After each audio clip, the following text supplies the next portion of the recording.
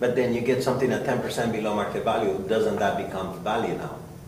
That's why I think prices are going to be going down. Because then that sale, it's a precedent for the next appraiser that goes out to the same neighborhood, Right. and there's a But see, next the sale. buyer's just looking at, here's my list of choices.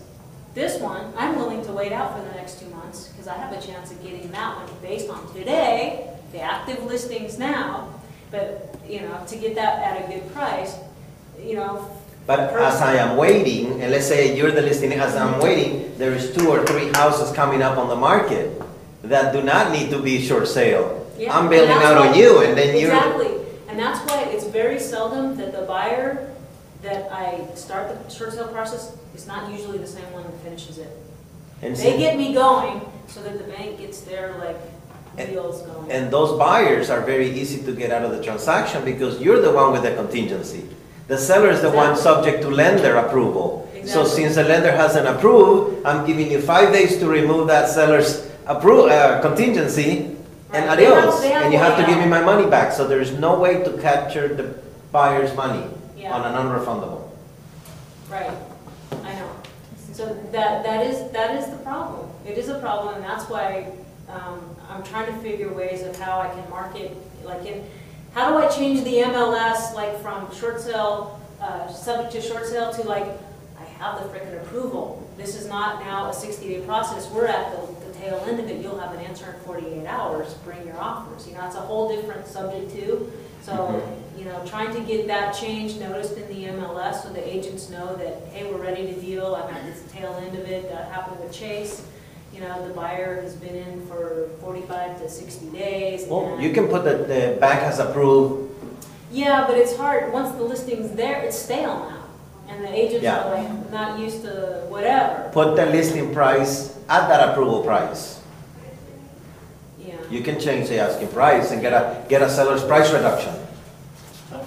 Get a price reduction at the approval price. Well, anyway. And then you end up selling at full price. Right, and someone told me that, use email flyers. I mean, I always delete that from my emails. I put it as spam because I hate all that. But they said that, you know, that's an effective way, so I might do that with Chase just to see what I get. Okay, look, the lender came back and they didn't even come back. I had to call them to find out that they were going to counter at something. They were going to just say, no, we don't like that offer. Okay, next. And I go, you guys weren't even going to respond to me? Give me a chance to get a higher offer? And they're like, well, now you know.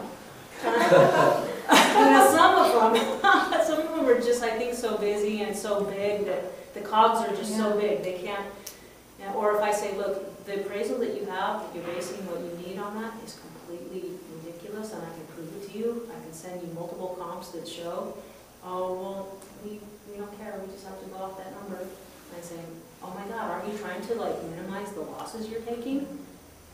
Yeah, it's a process and they just follow it. That's Yeah, what's so frustrating about it. But They're just in the exactly, the employee holding that desk doesn't lose anything because he has a job and a paycheck on Friday. Yeah, but I think don't they get some sort of bonuses or something? I don't think so. They're Not in those departments, no. So there's no incentive there for them to try to close these. That's what I can see, the frustration in dealing with some of these people. But on the other hand, some of them are going pretty smoothly. You know, there are those bright spots. So what's the best time on the short sale? Take the listing or make an offer at the time of the notice of default? Once it's getting closer, what time is the best time to submit a whole package to a lender? As soon as I have an offer.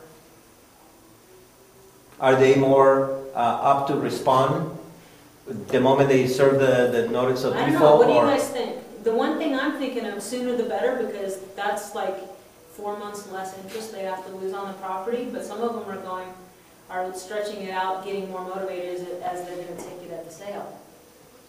But in my mind, sooner the better. If you know it's going down, why write it out? But like New Century told me, you know what, they're going to get more motivated right before the trustee sale.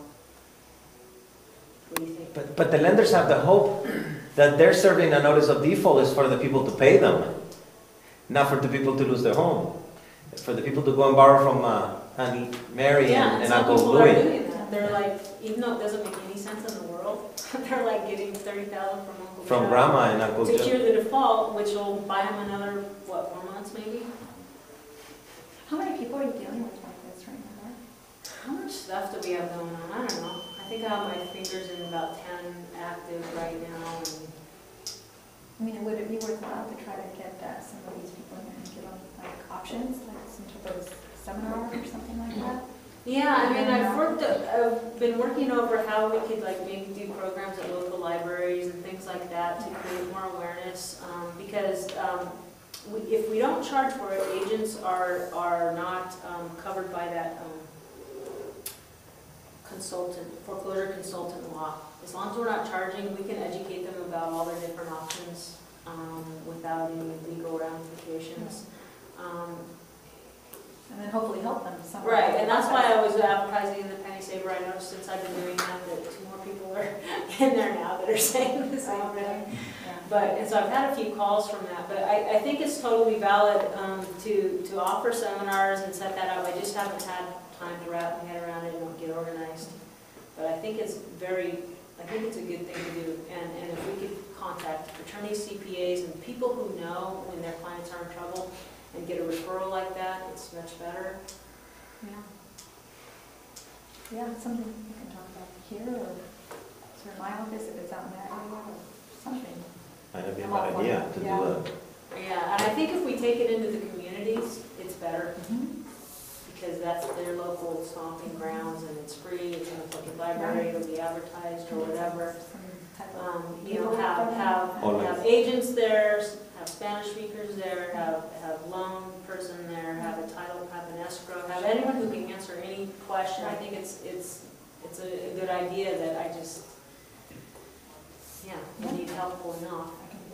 We can talk about that. Yeah, so, but anyway, I'm excited to wrap this up that I'm continuing to learn more and to get better and to keep on top of the changes and everybody's helping. Sean helps, you help, I mean, everybody helps because you get information from all sources and we can, powwow and get really powerful because I really don't think it's outside of the realm of possibility to, instead of close 25% of them, to close 75 or better. I think that's completely doable for a variety of reasons. So. Let's go get them! All right. Let's ride the wave! All righty. Well, thank you, Dawn.